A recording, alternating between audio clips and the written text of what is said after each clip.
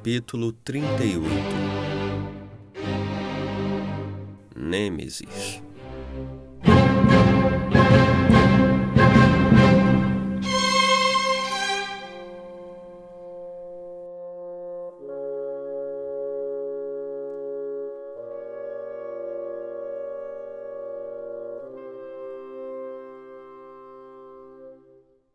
Na manhã seguinte, 15 de setembro, Napoleão entrou a cavalo em Moscou e adotou o Kremlin como residência. Ficamos surpresos em não ver ninguém, nem mesmo uma mulher, sair para ouvir nossa banda que tocava La Victoire est à nous, escreveu decepcionado o sargento Bourgogne, enquanto os franceses entravam na cidade marchando. Cerca de 2/3 dos habitantes, entre os quais muitos comerciantes, criados e artesãos estrangeiros, se escondiam em suas casas. Até mesmo membros da colônia francesa, que contava com centenas de pessoas, se mantinham fora do caminho do exército. As lojas estavam fechadas e o pouco tráfego nas ruas era de retardatários russos. Normalmente, a rendição de uma cidade era negociada, de modo que as autoridades designassem alojamentos para as tropas invasoras e fizessem arranjos para que elas fossem alimentadas. Mas nesse caso, o que houve foi um vale-tudo para obter as necessidades vitais. Generais e grupos de oficiais selecionaram palácios de aristocratas e casas de nobres, ao passo que os soldados se arranjaram como puderam nas casas do entorno, estábulos e jardins. Napoleão apontou o Marechal Mortier como governador, com ordens para impedir saques, e a ocupação começou de maneira relativamente civilizada. Mas como as lojas estavam fechadas e a maior parte das casas abandonada, os homens se serviram de tudo de que precisavam, e o caos se seguiu agravado pela ação do governador russo da cidade, Conde Rostopchin, que tinha dado ordens para que incendiassem a cidade e para que os hidrantes fossem removidos antes que os russos partissem. Quando a noite caiu, grande parte de Moscou ardia em chamas, e como uma proporção significativa das casas era de madeira, não havia como controlar o fogo. Na manhã seguinte, as chamas se aproximaram perigosamente do Kremlin e Napoleão achou prudente abandonar a cidade com sua guarda e se mudar para o palácio de Petrovskoe, ali perto.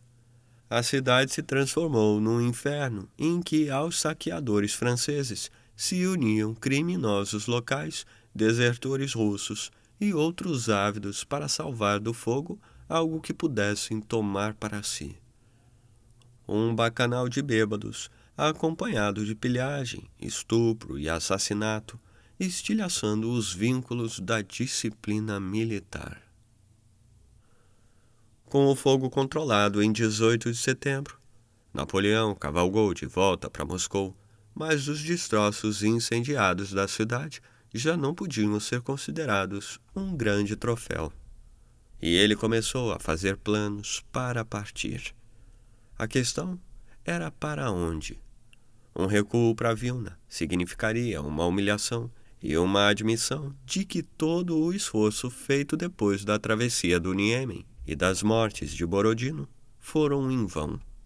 Cogitou então deixar a parte principal de seu exército em Moscou e marchar até São Petersburgo, com o corpo de exército de Eugênio e umas poucas unidades a mais, o que poderia convencer Alexandre a negociar. Eugênio aparentemente gostou da ideia, mas outros levantaram objeções, e de acordo com Fain, eles conseguiram pela primeira vez fazer com que ele duvidasse da superioridade do seu próprio julgamento. Alguns queriam recuar e invernar em Smolensk. Outros sugeriram uma marcha rumo ao sul, nas cidades industriais de Tula e Kaluga, seguida por uma incursão à Ucrânia. Mas isso significaria abandonar suas bases em Minsk e Vilna. Napoleão tentou fazer contato com Alexandre. na esperança de que a queda de Moscou pudesse torná-lo mais ameno. Em sua carta, enviada por meio de um cavaleiro russo que permanecera na cidade, ele repreendia Rostopchin por determinar o incêndio da cidade como sendo um ato de barbárie. Em Viena, Berlim, Madrid e todas as outras cidades que ele havia ocupado, o governo havia permanecido, o que resguardava a vida e a propriedade. Fiz guerra contra Vossa Majestade sem animosidade, ele garantiu, dizendo que um único bilhete dele que fosse poria fim às hostilidades. Napoleão enviou outra carta por meio de um funcionário público de baixo escalão e, em 3 de outubro, sugeriu enviar Caulaincourt a São Petersburgo. Este pediu para não ir, alegando que Alexandre não o receberia. Napoleão decidiu então mandar Lauriston. Quero paz, preciso de paz, necessito ter paz. Napoleão disse a Caulaincourt, quando este partiu 2 dias depois. Apenas preserve a minha honra. De acordo com Caulaincourt, Napoleão percebeu que suas repetidas mensagens, ao mostrar a dificuldade da posição em que se encontrava, só levariam Alexandre a ficar mais firme em seu propósito. E, no entanto, ele continua mandando novas mensagens. Para alguém que era tão político, tão calculista, isso revela uma extraordinária fé cega em sua própria estrela. E quase se pode dizer, na cegueira ou na fraqueza dos seus adversários. Como, com seus olhos de águia e seu julgamento superior, ele pôde se iludir a tal ponto? É possível que Napoleão estivesse tentando pressionar Alexandre ao dar a impressão de que estava preparado a permanecer em Moscou e passar o inverno lá, caso fosse necessário. Ele mencionou a possibilidade de levar até lá os atores da comédia francesa, para entreter a si e aos homens durante os meses de inverno. Mas permanecer em Moscou só tornava sua situação mais difícil. Embora houvesse itens suficientes nas adegas e prédios da cidade que sobreviveram às chamas para alimentar os homens por alguns meses, e também grandes quantidades de armas, munição e pólvora nos arsenais da cidade, não havia forragem para os cavalos. E sem cavalos, eles não conseguiriam nem manter as linhas de comunicação abertas, nem dar início a uma nova campanha na primavera. Toda a área de sua retaguarda foi devastada durante o avanço e estava lotada de desertores, muitos organizados em bandos ao longo do caminho. O comportamento deles e dos grupos que foram enviados a Moscou atrás de forragem tornava a população, inicialmente indiferente, antipática aos invasores. Soldados franceses isolados e pequenas unidades eram atacados. Enquanto Kutuzov gradualmente reconstruía suas forças no campo fortificado de Tarutino, ao sul de Moscou, o corpo de exército de Murat, acompanhado nas proximidades para impedir que os russos se movimentassem, se enfraquecia. A terceira cavalaria, composta por 11 regimentos, conseguiu reunir apenas 700 cavaleiros. O primeiro regimento de caçadores só contava com 58 homens, e isso graças a reforços que chegaram da França. Alguns esquadrões da segunda, de couraceiros, que normalmente contavam com 130 homens, estavam reduzidos a 18. O lombo de alguns cavalos estava gasto, a ponto de os cavaleiros, ao desmontarem e tirarem a sela, enxergarem suas entranhas. Era visível que estávamos perecendo lentamente, mas nossa fé no gênio de Napoleão, em seus muitos anos de triunfo, era tão ilimitada que essas conversas sempre terminavam com a conclusão de que ele devia saber melhor do que nós o que estava fazendo. Lembraria o tenente Dembinski. Os aposentos de Napoleão no Kremlin, com vista para o rio Moscovo e parte da cidade, eram compostos de um vasto hall com grandes candelabros, 3 espaçosos salões e um quarto grande, que também servia de escritório. Foi lá que ele pendurou o retrato feito por Gerhard, do rei de Roma. Ele dormia na cama de ferro, que sempre usava em campanhas. Sua escrivaninha foi colocada em um canto e a biblioteca de viagem acomodada nas prateleiras. Colocava 2 velas acesas toda a noite na janela, para que todo soldado que passasse pudesse ver que ele estava acordado trabalhando. Napoleão havia organizado a espinha dorsal da administração da cidade e estabeleceu-se uma aparência de normalidade. As pessoas viajavam entre Paris e Moscou com a mesma facilidade como viajavam entre Paris e Marsella. De acordo com Caulaincourt, ainda que o deslocamento fosse um pouco mais demorado. O correio levava até 40 dias, mas o estafete demorava apenas 14. A chegada do mensageiro era o ponto alto do dia de Napoleão, e ele ficava inquieto caso houvesse, como aconteceu 1 ou 2 vezes, atraso de 1 ou 2 dias. As notícias de Paris eram bem-vindas, especialmente quando lisonjeavam a vaidade de Napoleão. Leu com prazer que seu aniversário, que ele passou em Smolensk, foi celebrado com a colocação das pedras fundamentais do Palais de l'Université, Palácio da Universidade, um novo Palais de Beaux-Arts, Palácio de Belas Artes, e de um edifício que abrigaria o Arquivo Nacional. Foi informado também que o entusiasmo dos parisienses ao ouvir falar de sua entrada em Moscou só era freado pelo receio de vê-lo sair marchando triunfante rumo à conquista da Índia. Já a notícia de que Wellington havia conquistado Madrid foi menos bem-vinda. Napoleão cuidava tanto dos assuntos de Estado quanto das questões do exército, com uma tal meticulosidade que isso pode ter ajudá-lo a evitar encarar de frente a realidade de sua situação. Ele atormentava Marat para pressionar o ministro norte-americano, o poeta Joe Barlow, que acabara de chegar a Vilna, a negociar uma aliança com os Estados Unidos contra a Inglaterra. Deu instruções para que fossem mandados cavalos da França e da Alemanha e para que comprassem arroz e enviassem a Moscou. Fazia desfiles na Praça Vermelha, diante do Kremlin, nos quais concedia cruzes da Legião de Honra e promoções conquistadas em Borodino. Ele não queria passar o inverno longe de casa. Se eu não puder voltar a Paris no inverno, escreveu para Maria Luísa, farei com que você venha até a Polônia para me ver.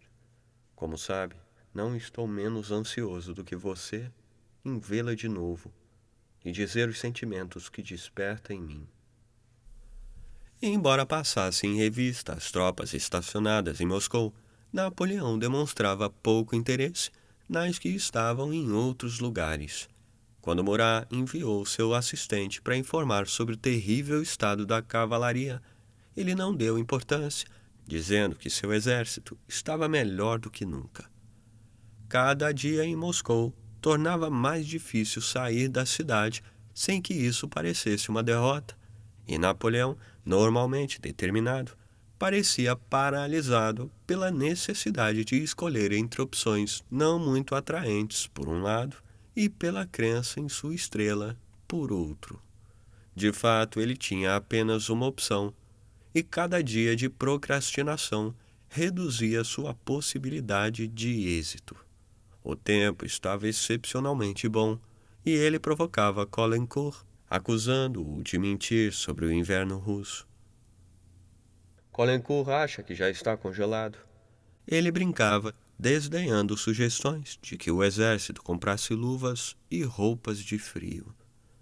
Quando eles chegaram a Moscou, todas as unidades polonesas tinham organizado forjas para produzir ferraduras com grampos para se preparar para o inverno.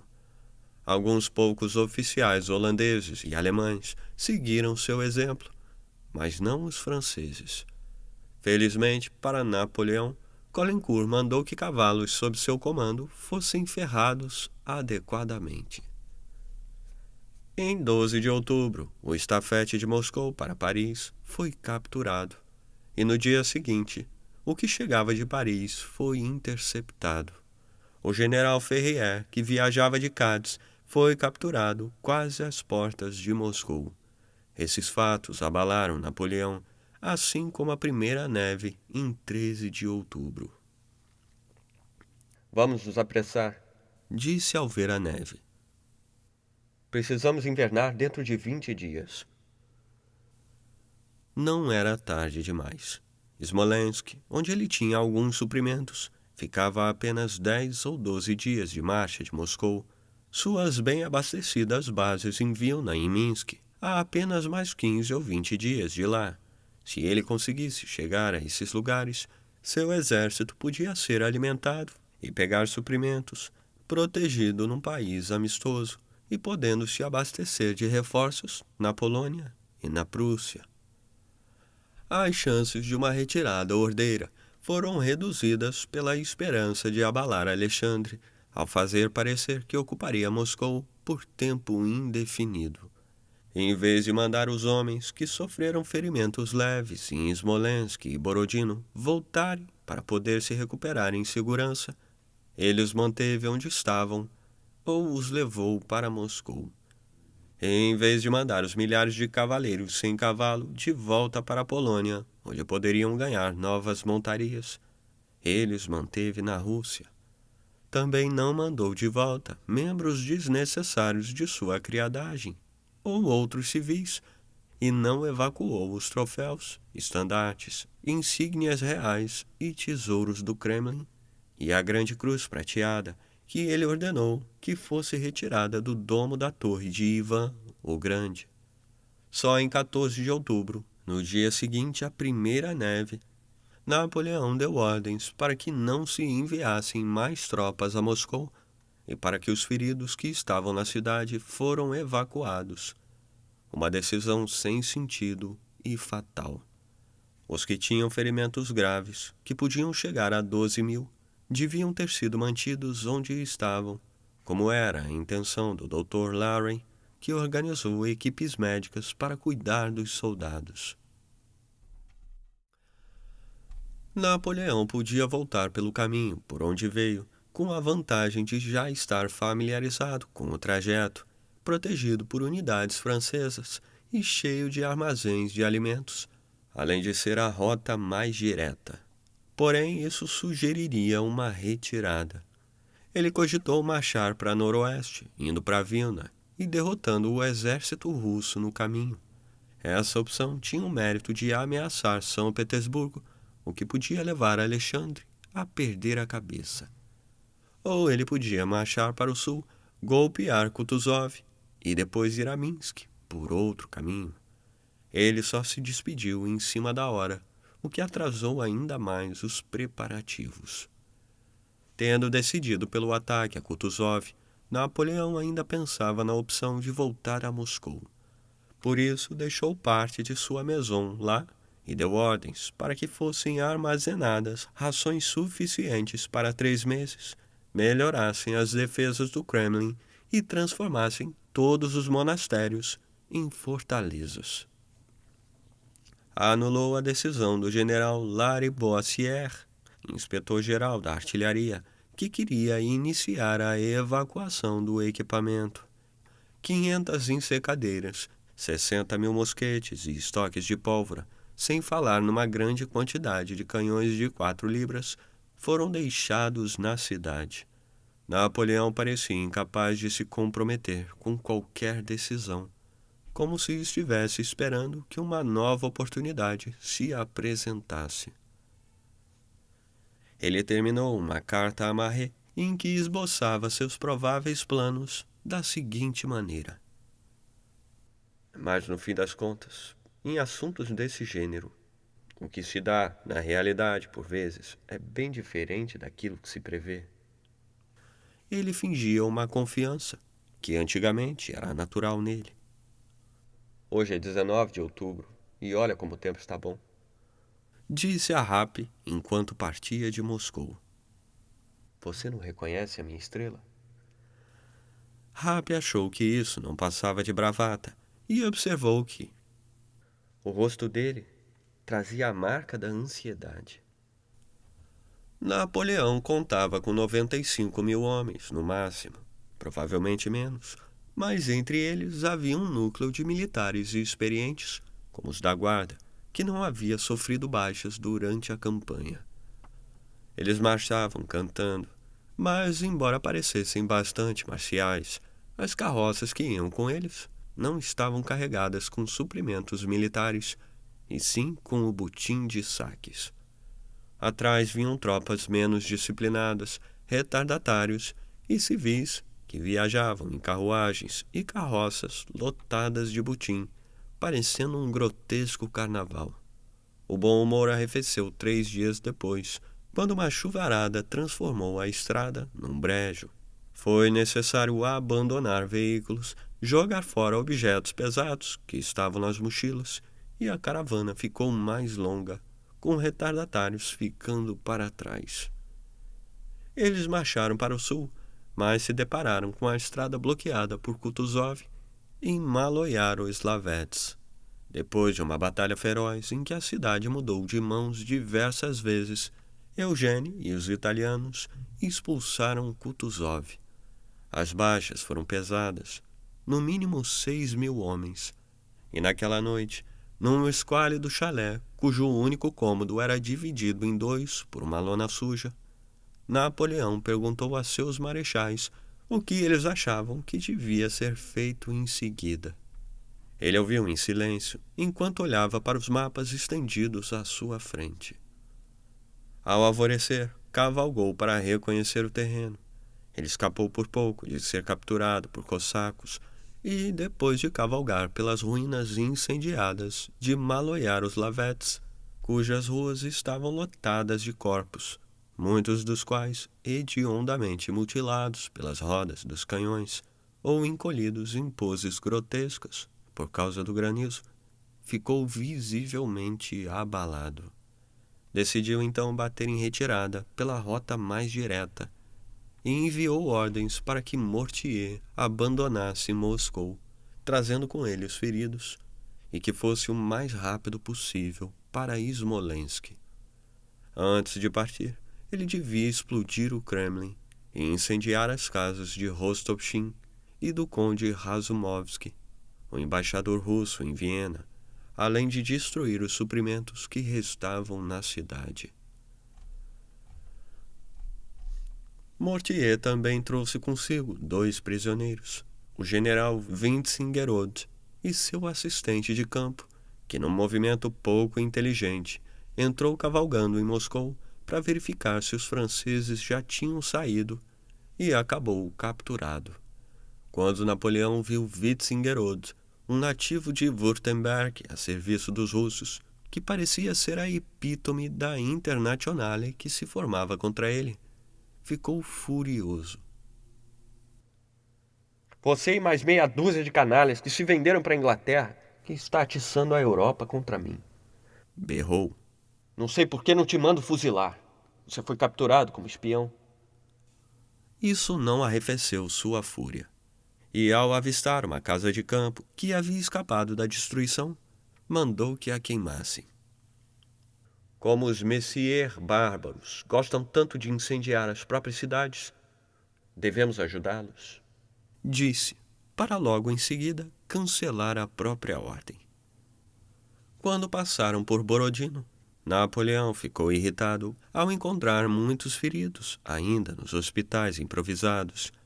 Contrariando o conselho de La Haye e das equipes médicas, ele insistiu que os pacientes fossem colocados em todos os veículos disponíveis, o que incluía carruagens para transporte de canhões. A ordem matou muitos que poderiam ter sobrevivido. Eles não estavam em condições de enfrentar os sacolejos e saltos, e os que não morreram logo caíram ou foram arremessados dos veículos. O progresso era lento devido à falta de força dos cavalos. Canhões, que normalmente eram puxados por 3 parelhas, agora eram levados por grupos de 12 animais ou mais, e mesmo esses precisavam ser ajudados pela infantaria nos aclives. As carroças de pólvora foram explodidas e granadas usadas para tornar a estrada mais trafegável. Carruagens particulares e carroças carregadas de butim foram capturadas e incendiadas pela artilharia, que passou a usar os cavalos, mas isso não resolveu o problema. À medida que as noites ficavam mais frias, mais cavalos morriam, e a artilharia pegava aqueles que vinham puxando carroças com feridos. Napoleão acreditava estar fazendo um recuo tático e não uma retirada. Por isso, embora seus generais o tenham aconselhado a abandonar parte dos canhões para liberar cavalos que poderiam ser usados para puxar o restante do equipamento e economizar tempo, ele não deu ouvidos, receando que os russos fossem usar os canhões abandonados como troféus. O mesmo valia para os cerca de 3.000 prisioneiros russos, que representavam um peso a mais para o exército. Os corpos do exército marchavam um na sequência do outro, por isso apenas o primeiro pegava a estrada limpa. Os demais tinham que passar pela bagunça deixada pelos que haviam passado antes. O caminho estava coalhado com dezenas de milhares de pés, patas e rodas, em um mar de lama, caso estivesse molhado, e numa lâmina de gelo, quando tudo congelava. Suprimentos que poderiam durar o caminho todo foram devorados, e qualquer abrigo disponível era desmontado para que fosse usado como lenha pelos que tinham passado antes. A estrada estava literalmente lotada de veículos abandonados, cavalos mortos e bagagem jogada pelo chão, de retardatários que se locomoviam devagar ou de tráfego de civis, franceses e outros habitantes estrangeiros de Moscou que temiam o retorno dos russos, de russos, particularmente mulheres e pequenos infratores que tinham associado sua sorte à dos franceses ou que tinham sido convocados para trabalhar como carroceiros ou carregadores, de funcionários ligados ao exército e de criados dos oficiais. Soldados ficavam para trás e se separavam de suas unidades por uma multidão de pessoas, cavalos e veículos. Depois de um tempo, a maioria se livrou de suas armas e se misturou à multidão de retardatários, desmoralizados e guiados pelo instinto de rebanho, presas fáceis para os cossacos que estavam atrás deles. A lua nova na noite de 4 de novembro veio acompanhada de uma queda na temperatura, e pela manhã, centenas de homens e cavalos desnutridos tinham morrido de hipotermia. Os homens começaram a adaptar as roupas ao frio. Peles, xales e tecidos caros que tinham sido trazidos como presentes para esposas ou namoradas eram usados por cima dos uniformes, dando ao exército em retirada um aspecto carnavalesco. Isso não os protegia contra as úlceras que o frio causa na pele, e como os habitantes inexperientes de climas mais amenos não tinham ideia de como restabelecer a circulação, muitos perderam dedos das mãos, dos pés, orelhas e narizes. Cavaleiros tiveram de sair da montaria para que seus pés não congelassem, e Napoleão, que trocara seu uniforme por uma sobrecasaca de veludo verde, com forro de pele e barrete ao estilo polonês, saía a intervalos de sua carruagem e andava ao lado dos soldados, com Berthier e Caulaincourt a seu lado. Em 6 de novembro, um estafete de Paris encontrou Napoleão com a alarmante notícia de uma tentativa de golpe que tentava derrubá-lo do trono. O golpe foi frustrado rapidamente, mas fez com que ele percebesse a fragilidade de seu governo, e ele começou a cogitar a ideia de abandonar o exército e voltar às pressas para Paris. Quando chegou a Smolensk em 9 de novembro, a camada de neve que escondia as ruínas chamuscadas permitiu que por um tempo ele achasse que tinha alcançado um lugar seguro. Ele começou a organizar um acampamento de inverno para o exército, mas encontrou apenas uma fração dos suprimentos que esperava, que mal dava para os 15.000 doentes e feridos deixados para trás depois da tomada da cidade. As más notícias vinham de todo lado. Vitebsk fora tomada pelos russos, uma divisão fora obrigada a se render ao sul de Smolensk e o corpo de exército italiano de Eugênia perdeu quase um quarto de seu efetivo e 58 canhões na travessia de um rio. À medida que suas colunas chegavam se arrastando, ele via o quanto estavam exauridas. Não havia mais de 40.000 remanescentes. Napoleão descontou sua frustração em seus marechais. Não há um único deles a quem se possa confiar algo. Tenho sempre que fazer tudo eu mesmo. Reclamava, recusando-se a aceitar a responsabilidade pela sua má situação. E me acusam de ambição. Como se tivesse sido a minha ambição que me trouxe até aqui. Essa guerra é apenas uma questão de política. O que eu tenho a ganhar em um clima como esse? Vindo de um país desgraçado como esse? A Rússia inteira não vale o pior pedacinho da França. Eles, por outro lado, têm um interesse real em conquistas. Polônia, Alemanha, tudo vale para eles. Simplesmente ver o sol durante 6 meses por ano é um prazer novo para eles. Eles é que deviam ser parados, não eu. A retirada teria de continuar, e rápido, uma vez que 2 pinças russas convergiam em sua retaguarda e Kutuzov o ultrapassava pelo sul. Schwarzenberg havia recuado, não para Minsk, onde teria unido forças a Napoleão, porém mais para o oeste, na Polônia, deixando a linha de retirada de Napoleão exposta. Desesperado para salvar as aparências e sem querer bater em retirada para mais longe do que fosse necessário, ele se recusava a aceitar que não acharia um lugar para invernar na Rússia.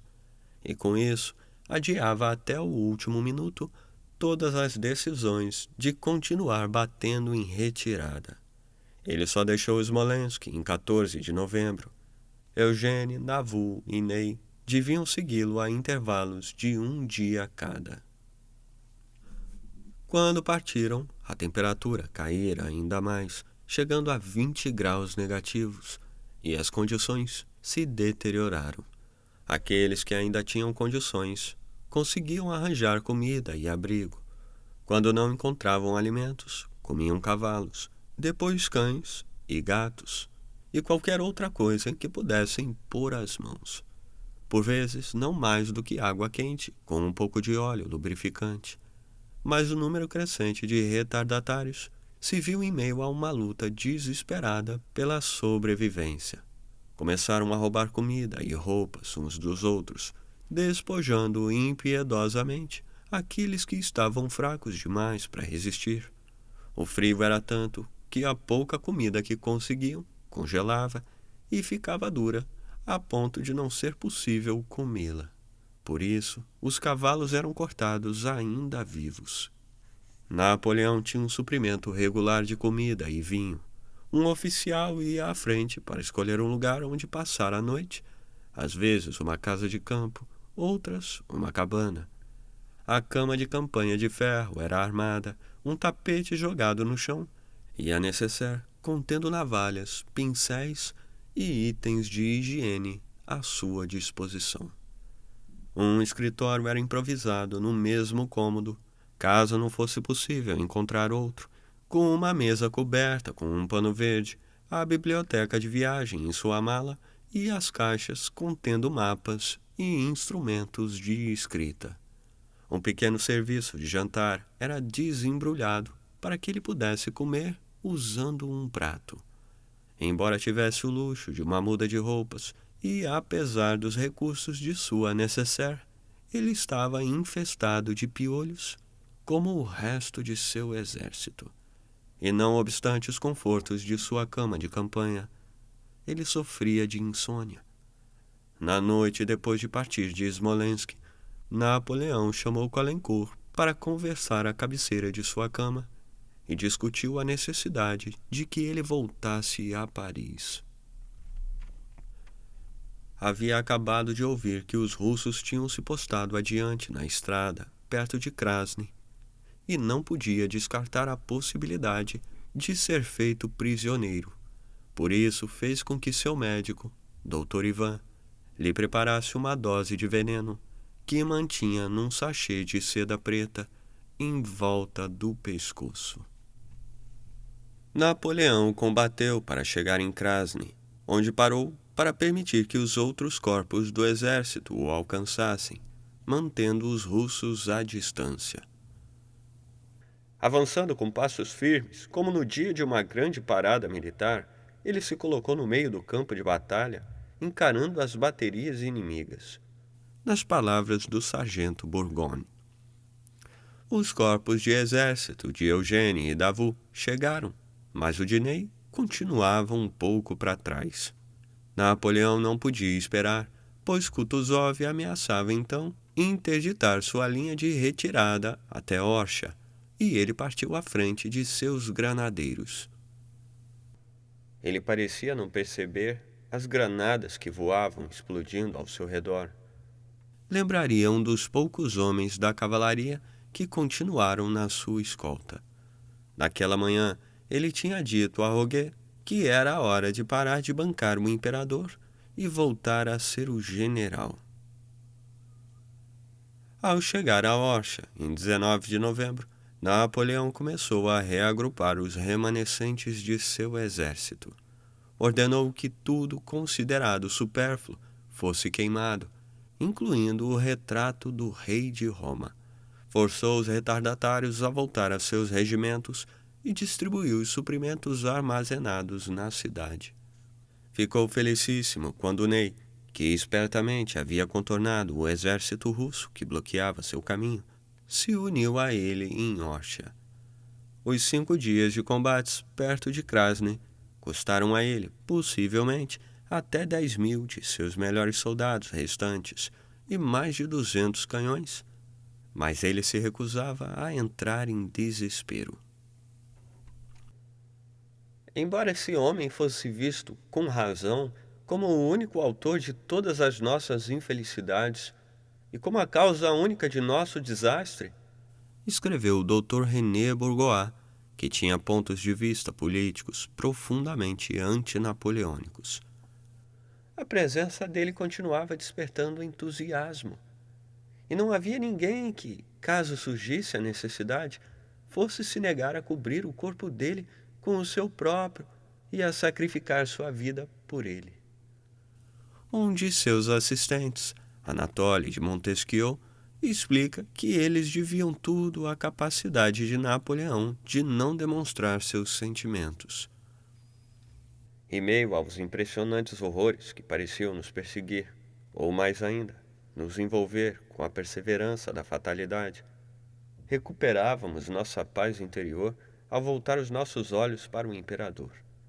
Escreveu: mais infeliz do que qualquer um de nós, uma vez que estava perdendo mais, ele permanecia impassível. Ele representava a melhor chance deles de sair da confusão em que estavam, e o estoicismo de Napoleão era um conforto para os demais. Sua presença incendiava nossos corações abatidos e nos dava um último impulso de energia. Escreveu o capitão François.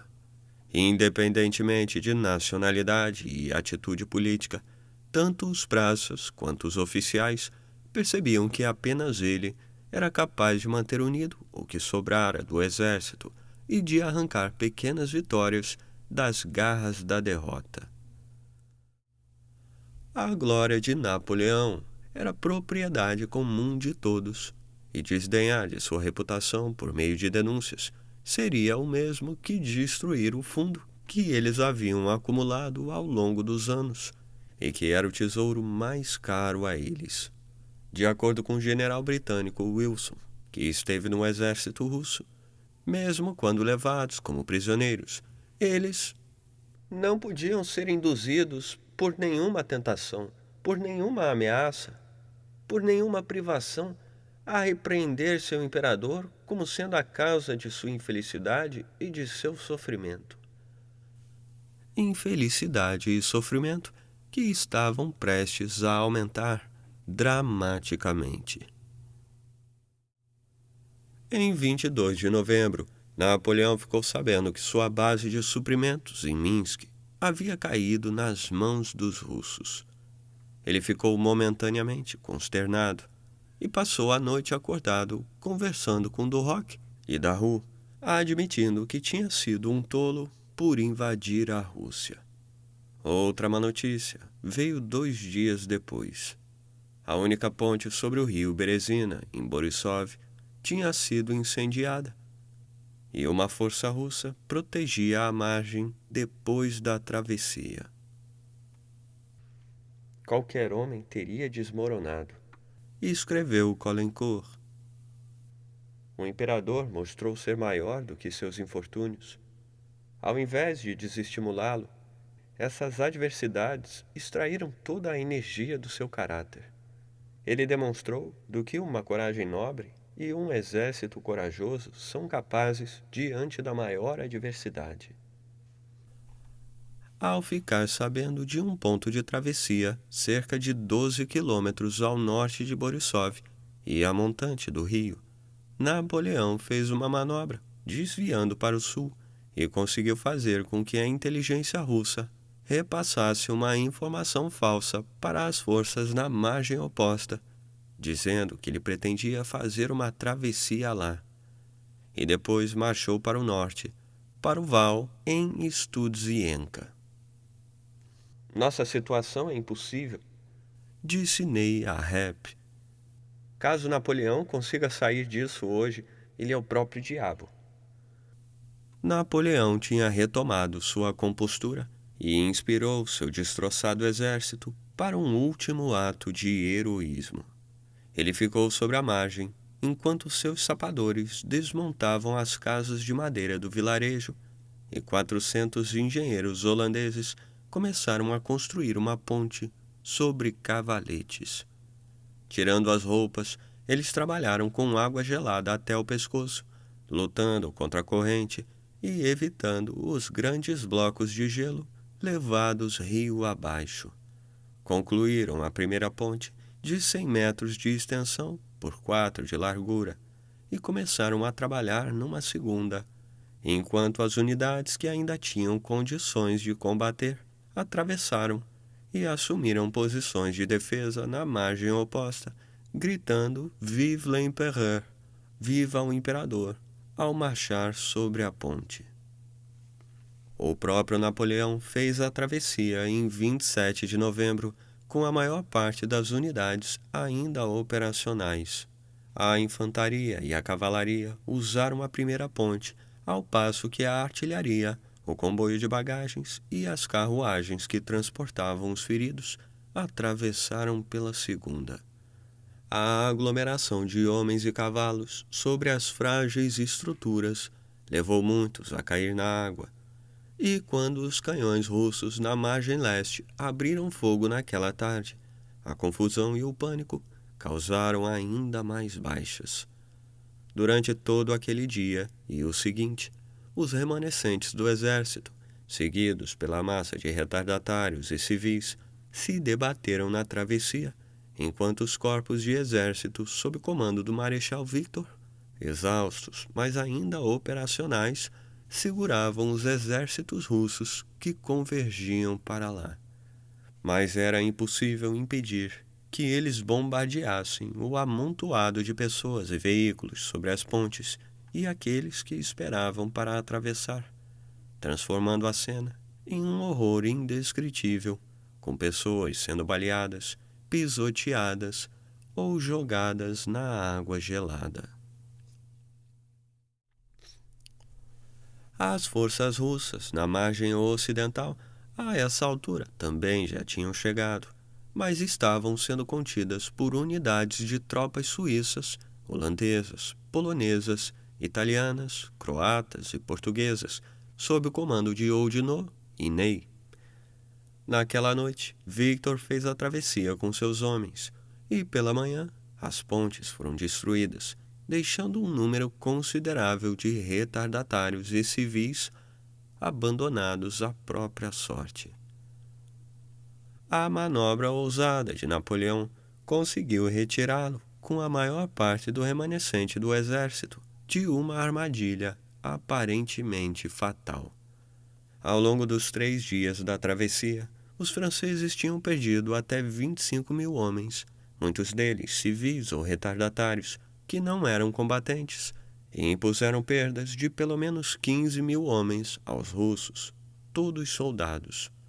A operação foi não só uma magnífica façanha militar, ela foi uma extraordinária demonstração de resiliência da máquina militar napoleônica e de sua capacidade de inspirar homens de mais de meia dúzia de nações diferentes a lutar como leões por uma causa que não era deles.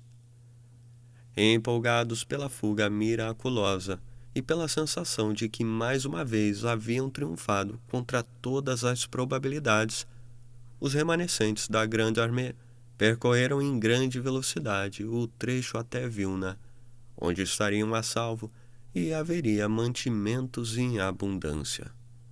Mas a temperatura despencou ainda mais, chegando, segundo alguns registros, a menos 35 graus. Muitos morreram de hipotermia durante essa última marcha, e os que sobreviveram andaram em um estado descrito por alguns como semelhante à embriaguez, enquanto outros foram cegados pela neve e precisaram ser guiados.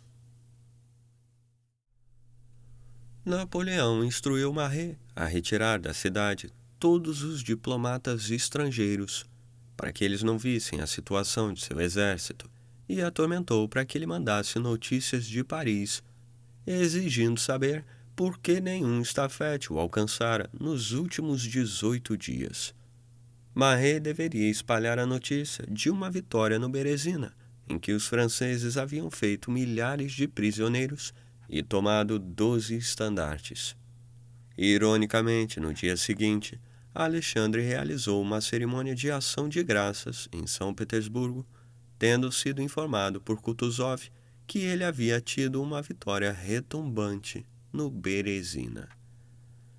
Napoleão já não podia ter esperanças de enganar as pessoas, e em 3 de dezembro ele ditou o 29º boletim da campanha, em que descrevia o desastre, encerrando com a frase: A saúde de Sua Majestade nunca esteve melhor. Ele tinha parado de fazer o papel de general e estava mais uma vez no de imperador, o que significava que precisava chegar a Paris o mais rápido possível para tranquilizar seus súditos. Contrariando o conselho de Maret, que disse que o exército desmoronaria sem ele, Napoleão decidiu partir imediatamente. Ignorando o conselho de que devia colocar Eugênie no comando, ele escolheu Murat, temendo que seu cunhado não lhe obedecesse e usasse aquilo que podia ser visto como um insulto para marchar de novo sobre Nápoles. Napoleão partiu na noite de 5 de dezembro, com Caulaincourt, Duroc e mais alguns oficiais, Rostand, Constant e Fain, escoltado por membros das cavalarias da Polônia e de Nápoles. O frio era intenso, estilhaçando as garrafas de vinho na carruagem de Napoleão quando o conteúdo congelava e dizimando a escolta, que perdeu todos os seus italianos ao longo do caminho. A certo ponto, eles quase foram interceptados por cossacos que estavam saqueando pela estrada. Napoleão tinha um par de pistolas carregadas consigo e instruiu seus companheiros a matá-lo caso ele não fosse capaz de fazer isso, na hipótese de ser capturado. 2 dias depois, ao atravessar de novo o Nieme, Napoleão se sentiu em segurança. Eles passaram para uma velha carruagem puxada por cavalos de corrida, e ele conversou com Caulaincourt enquanto seguiam a toda pressa, com a neve passando pelas frestas das portas. Repassou os eventos que levaram à guerra, que repetidamente insistia jamais ter desejado. As pessoas não entendem. Eu não sou ambicioso. Reclamava. A privação do sono, o esforço, a própria guerra. Isso não é para alguém da minha idade. Adoro minha cama e gosto mais do que ninguém de descansar. Mas preciso terminar o trabalho que comecei. A conversa ficava voltando ao tema da Grã-Bretanha, o único obstáculo à desejada paz.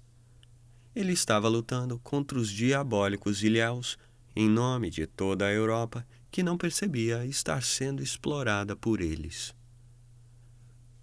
Quando chegaram a Varsóvia, na noite de 10 de dezembro, ele tinha acalmado a si mesmo com seu próprio discurso e estava de bom humor. E, para esticar as pernas, desceu no portão da cidade e andou pelas ruas até o hotel da Angleterre, onde o trenó estava à sua espera. Ninguém percebeu o sujeito baixo, roliço, com seu sobretudo de veludo verde e o chapéu de peles que lhe cobria a maior parte do rosto. Napoleão continuou falando animado, enquanto o jantar era preparado e uma criada se debatia para acender a lareira no quarto gelado em que eles se hospedaram.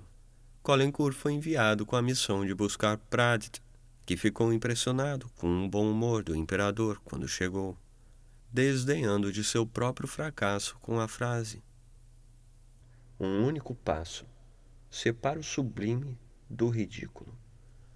Ele censurou Pradit por não ter conseguido empolgar a Polônia, levantar dinheiro e fornecer homens. Afirmou que não viu soldados poloneses durante toda a campanha e acusou os poloneses de serem ineficazes e covardes.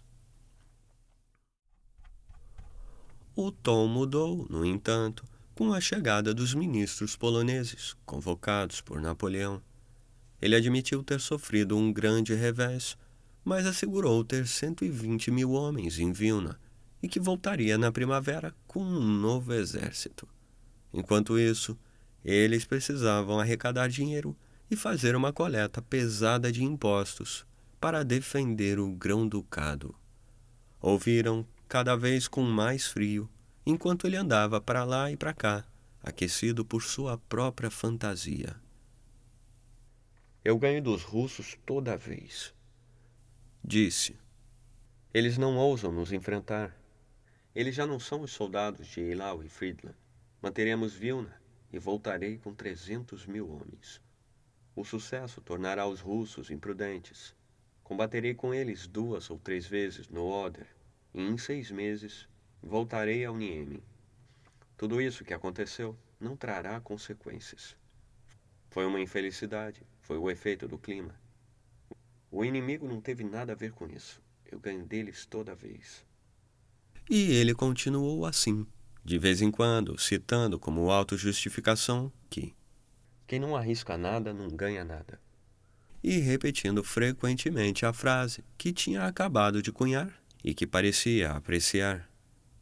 Um único passo separa o sublime do ridículo.